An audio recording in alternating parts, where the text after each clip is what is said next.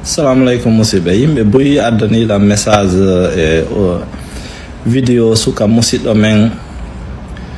tumago waɗa vidéo ji o lando question ji, tumago waɗa vidéo o challenge dina kan woɓe landi monsieur wari waɗe vidéo jabano ɗon en oɗo objectif an o wona jabodirgol e yimɓe ma débatugol yimɓe. si tawi noon goɗɗo no hato jeniomen yewtu e privé mo wayla noddutude men yewta privé. En fait komi jangganakujo komi almudo, miɗo jangude min tigi miɗo finade, miɗo mari karmakoɓe ɓe mi finoto jungo mum, ɓe mi jangata jungo mum, gandal lannata goto wonata hara o lanni jangude mo kala ko almudo. Fiyonu min nanta mo kala ko almudo koko inete gandal ɗum koko yaaji o génération men ɗo no wawi hewtude fama piijigo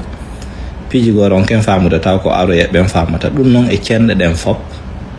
ko ɗum tampini en enen en ƴettali ka dina wano science, alors que dina kan tigi ko science, théologie ko science. Buyno sikude ko innete science ko biologie, chimie, matte e ɗuma no. Théologie gandal fi Allah tagguɗo on taggi fon on fop.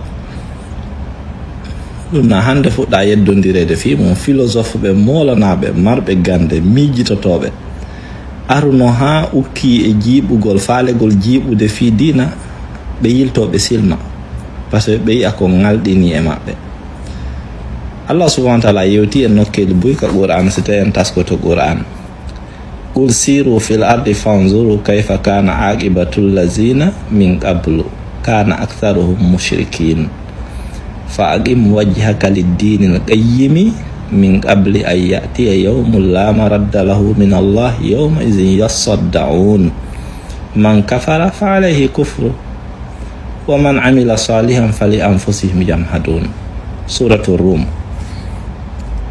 Mi yiɗa débatugol e yimɓe ma poɗodirgol e yimɓe fi dina ko ɓuri kon vidéo ji annin ko ɓurata tiiɗinade e mum ko julɓe ɓe yoɓe yiɗidir, ɓe yurmodira, ɓe teddodira, ɓe anda kon to ɓe kafi kon to ɓe seedi, ɓe yurmodira e ko ɓe kafi kon, ɓe teddodira ka ɓe seedi ɗon.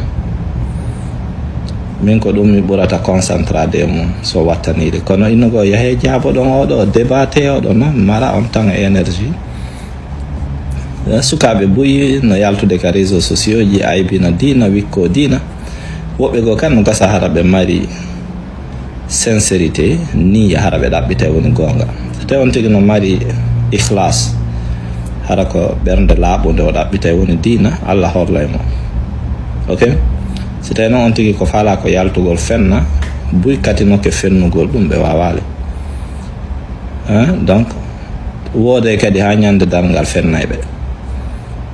Donc kono jokkuɓe dina ɓen hara ɓe yiide nafa mum on, hiɓe yiide deƴƴere mum nden, hiɓe yiide ɓuttu mum on, hiɓe yiide nafa mum on, hiɓe yiide cellal mum ngal hara ko ka aduna ɗo tigi taw fi janggo ala. Donc dina kan ko tintorgal banu adama ɗen hakkille men ɗen no fanɗi ha feƴƴiti, hay si tawi noon en sikka ɗen mari hakkille kono ɗe mari limite ji molanaɗi tawa en wata famude piiji buyi. Kami jooɗi ka nder suudu ɗo, gite am ɗen ɗo ni ko ɗo hatti, simi ombi fenêtre ji ɗin kowoni kon feƴƴude ka yaasiɗa mi anda, hay ɗo ni ko hito otoje ɗen tumminanta ko hollugol ha hon to mi woni limité min tigi banu adama on. Limite ji an ɗin kadi no yeehi e temps on e espace on, c'est que ɗi duuɓi ɗo ɗen ko yeru faamu nokku kami wuuri ɗon eɓe mi wuuridi ɓen e komi reeni kon e gurdan ɗan, faamu an on ko ɗum ɗo wawata huuɓude.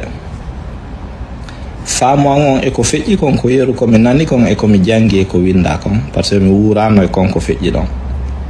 Ha ñande Allah muuyi mi wuuray kadi ka aduna ɗo mi anda ko artoyta kon,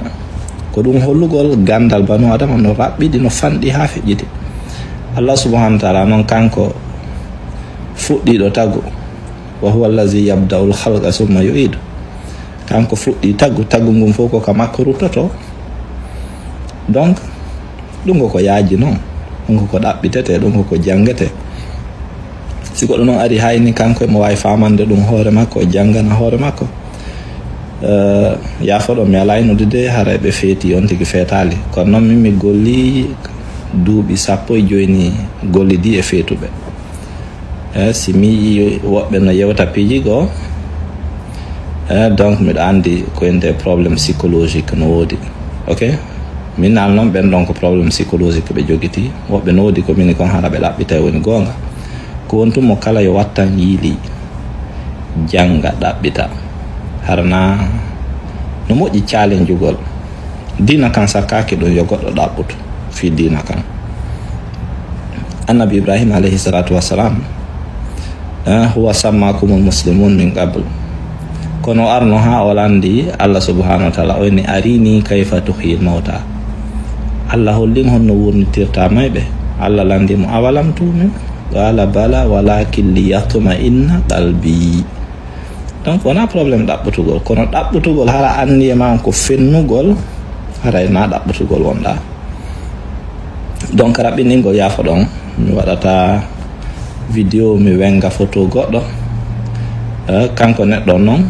simo faala so yi o vidéo numéro an on no ka pasan o nodditilan e privé fiyo men yewtu fi théologie men yewtay no woodi piiji yewteteɗi ka privé no woodi piiji yewteteɗi ka public sange goɗɗon yewti privé anda ko woni intention on ko woni ikhlas so tawi ko ɗaɓɓutugol piiji majjanɗimo ma si ko arugol tum fenna si ko arugol tum fenna woɓɓe fennino kono ɗum darnali dina tabitay ha ñande darngal goto sakkota ko ɗum goto ittata ɗum allah subhanahu wa taala no mari ko rewamo ko ɗum no tuminata jokkuɓe dina ɓen kadi ɓe yiide nafa mum on ɓe yiide tono mum on donc kon tun jama on communauté men on wattanen yiide moƴƴa janggen ta goto wonu tawa ko ka réseau sociaux ɗo tun o heɗoto yimɓe no yewta hara ko ɗon tun o jangata ok janggen dina kan no yaaji dina kan no foti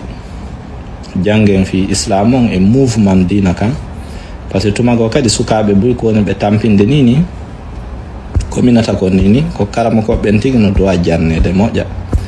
ɓe formé ɓe anda ko no ɓe waɗirta dawa ko no ɓe nodditirta par ce que ɓuyno wadde dawa tumago hara ɓe raɗoto ndi yimɓe ɓen e dina kan ɗum noon fof koko wattante yiili e technologie fewndi ɗon challenge ɗi no ɗuuɗi aduna mo wurɗen on donc ko ɗin poñji ɗon tumi falno ɓeydutude en fof yo allah subhanahu wa taala yurmen o waɗa yimɓe moƴƴuɓe o faamina en o uddita hakkille men ɗen o faamina en goonga o asika en jokkugol goonga o andina en ko noni mere e majjere o woɗɗintina en mere e majjere assalamu aleykum